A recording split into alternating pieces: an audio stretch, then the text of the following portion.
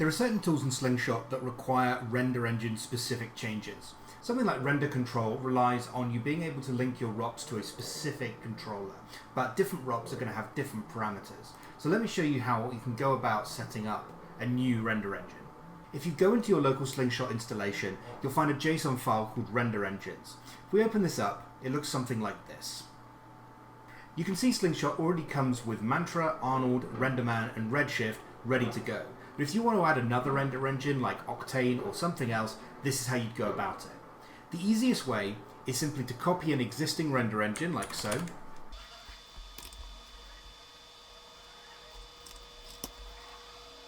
and we'll go about setting this up again. So I'll call this Mantra Demo. And how do we determine these properties? Well, the first is the ROP type, which is in Mantra's case IFD. We can find this easily by putting down a new Mantra node,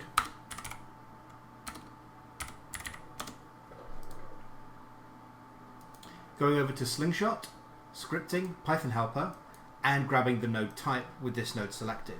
You can see it's IFD. We'll come back into Sublime here, and we would add IFD in over here. We can then see various parameters like the ROP range, which is over here. We can see this is called T-range. And so we've set it to be called T-range. The ROP start, end and increment are F1, F2, F3, which you can see here. The start and inc is F1, F2, F3. And we work our way down to get the ROP camera and the output picture. We also need to grab the light type, and again we would do that by coming into our object context. We'll put down a light, select this, and again with our Python helper we can select the node, go node type, and you can see it's hlight : 2.0, which we've set up here.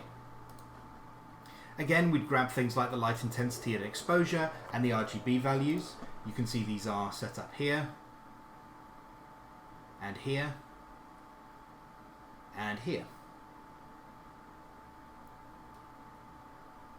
Different renderers will have different parameter interfaces, so it will take perhaps a little bit of figuring out to get this exactly correct, but pretty much every render engine I've seen works very similarly in that they all have these parameters.